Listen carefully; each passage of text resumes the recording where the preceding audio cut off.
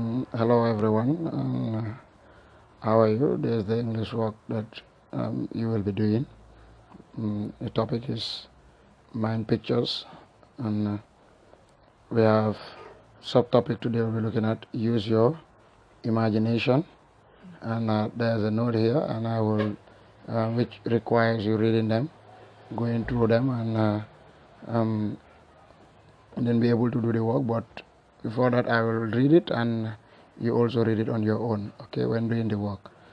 So he said before people had a radio, television, computers, or phones, poems and songs were a major form of entertainment. In this unit, you will learn about ancient riddles and rhymes and find unusual ways to describe ordinary things. You will write your own poem and discover how good you are at painting mind maps. Okay. So today, right now, we look at the vocabulary here, which is very important, so that you know the words one after the other. You know their meanings, and with that, you will be able to do the work easily. So we said we look at the first word that we have, that is literal. When we talk about the word literal, we said these are statements that means exactly as it is said. That statements that mean exactly as it is said. You understand? Now, like when we talk about statements that means exactly like it is said, you will realize that there are some statements that when we say them, you will understand it exactly the way you heard them. That's what we mean by statements that mean exactly as it is said. Okay. Then we look at figurative. The figurative speech or figurative statements are exaggerated statements. It doesn't mean exactly what you hear. It doesn't mean exactly what you hear, the figurative.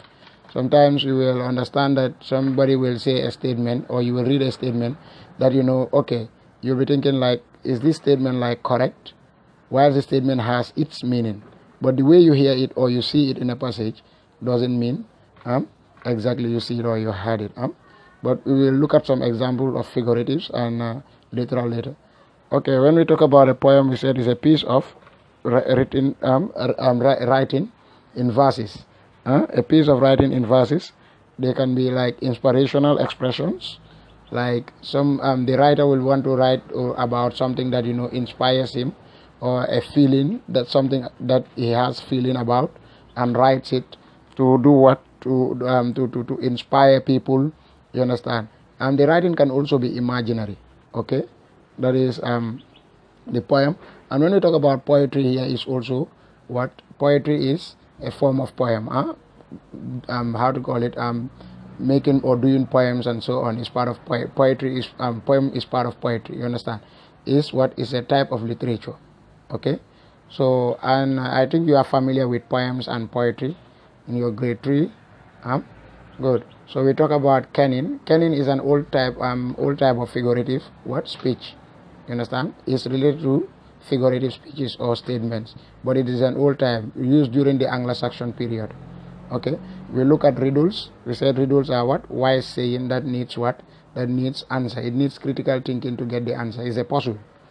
Riddle is a type of puzzle, but it's a verbal puzzle, the one that you speak up, you say, and people will do what? People will think and try to give out their answers. And when we talk about rhyme, you will understand that in words we have, like when we talk about rhymes, these are words that have their last that have the same sound in their last at the ending. So we call them rhyming words. That is rhyme. Also, we will have some example of rhymes. And rhythm. When we talk about rhythm here, is also what we talk about rhythm. It is telling us about the variation in accent, the way you talk, the intonation, the pace of your voice, and so on, how you raise your voice, and that's the rhythm when it comes to what speeches. Also, we have rhythm in music. That is the tempo of the music. We call it rhythm also. Now we will look at syllables. When we talk about syllables, that's the number of sounds in a word. We'll also have examples of them, or let me give you an example of syllables. Right now we are seeing syllables. Look at it. Now we realize that these three letters SYL makes a sound, syl. So you look at the LA, le. and BLES, bulls. So you will realize that if I ask you how many syllables do you have in this word, you will be able to know that it's 3 syllables. Syllables. So that's what we mean by syllables. The number of sounds in a sentence. Okay, let's continue. We said what? Use your imagination. That's number 1. Use your imagination. That's a subtopic. We will have exercise A, B, C, D, and E, I think. Yes. So in exercise A, they said what? Read these 2 descriptions of the sun. A ball of fire around which Earth orbits. A ball of fire around which Earth orbits. So you will realize that all of them are talking about the sun. But which one is literal? Which one means exactly as you are hearing? Is that clear? Then here says, a fiery furnace showering Earth with light and life. A fiery furnace showering Earth with what? Light and life. So you will choose which one amongst them is what is literal, and which one is figurative. Which one means exactly as you read or you heard, and which one means not exactly, or it is exaggerated or imaginary. That one will be the figurative. So we look at number 1. Use the dictionary definitions to decide which description is what is literal and which is figurative. That's what I was explaining. Then discuss with talk partner which description you prefer and explain why. Then maybe if you are doing this work with your parent, you can tell them which one do you think, which description do you prefer, or you can send me an audio or video even telling me number 2 which one you prefer and explain it. Very short explanation, okay? Please. Then we said invent another figurative what? Description of the sun. Another figurative description of the sun. A description that somebody will not like hear it, understand it, how to call it. Somebody will not. So what I was just saying is like in figurative, don't forget that is the way that the person will not understand it the way the person hears it. You understand? But what you say has a meaning. So that's figurative. You try to describe the sun in that way that somebody will not understand it exactly the way you say it, but the way you say it has a meaning. You understand? Good. So we said any volunteers would like to share their figurative description with the class. If you would like to do that also, I will encourage you to send in a video and give us your description. Okay. Then we look at figurative. The description is here. The explanation or description, that is the dictionary explanation, literal and figurative. You can read them on your own. Then we look at exercise B, which is talking about what? About kenning. We said it's a type of what? Of figurative language popular in Old English and Norse poetry. A kenning is a descriptive what? Phrase that tells you about something without saying what it is, like a riddle or a puzzle. A kenning is just like a riddle or a puzzle, but it's a form of what? It's a type of figurative language, okay?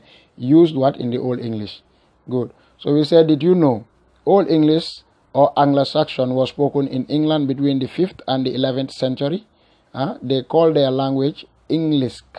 They call their language English. Vikings is an old what? Norse word meaning. In explorers, traders, and warriors who travel by ship. That's a word that is these Vikings. The word Vikings is in the old what?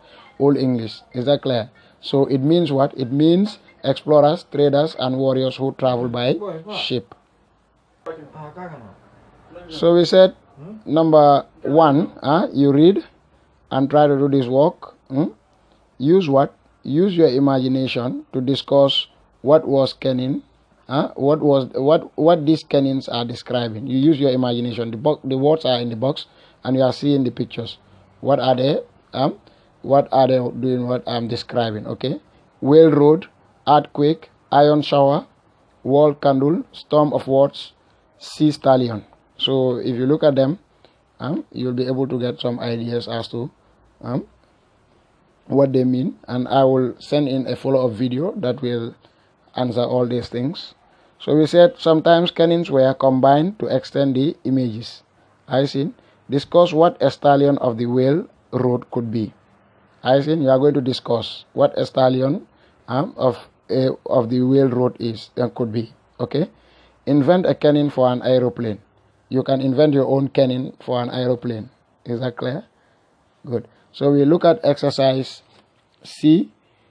People in Old English and Norse times enjoyed inventing what? And guessing riddles. So like we said, these are wise saying that requires what? Critical thinking to answer the questions. Is that clear? Then we talk about poetic techniques. When it comes to poem, you have some techniques that. So we call this alliteration. I don't know if I discussed that with you. That is the repetition of what? Of the plural. The plurals, combination of plurals in a word, like in the beginning. Like for example, problem, predict, practice. You will realize that the PR are following. That is what we call the alliteration. We said alliteration was popular in English language, poetry, and canons. It helps add dramatic effects. Alliteration is when the same letter or sound at the beginning of several words is repeated for effect. Are you seeing? It is especially useful when poems are said aloud. Round, rock, rug, the ragged, what? The ragged rascal ran. So are you seeing? So that is the repetition of the what? Of the plurals there. R is repeated. Round the rock, sorry. Round the rock, the rag, rascal ran. So I see. I think it's very interesting, and you can try it on your own. You see, I failed, right? Good. So we said exercise C, number 1, work in groups or in a group to solve these ancient riddles. Please, you can work with your guardian or your parent to work these riddles. They will help you do it. Number 2, identify an example of alliteration in both riddles. You've identified an example of alliteration. Don't forget, please, where the consonants keep repeating and they are found in the beginning of what? Of the word. Is that clear? Then we said exercise D, riddles can be challenging to create as well as to solve. They can be challenging to create because as I always say, when you are creating riddles, you need to make sure that riddle, the answers should be unique. You understand? Because sometimes you create riddles that the answers can be multiple. You can have different answers. Then that riddle is not correct. So it is challenging to make or create and also to solve. So we said number 1, talk about how this modern cannon riddles was developed. I see. Think of a cannon to add to describe an ostrich long neck. Ostrich's long neck. You can think about a cannon to add to describe what? An ostrich's long neck. I see. Then they said put these riddles together in any order you like and practice saying it aloud. There's this riddle that you have in here. So exercise E, you said follow the same process to develop your own animal riddle composed of cannons. Good. You can read the following and try to do it on your own. Please, if you don't understand, you may send me in messages so that I can explain in an audio better, because I am rushing. I don't want the video to be very long because it takes a lot of megabytes to store it and also send it. Okay, so you understand I am just rushing so that you at least have a grab of something.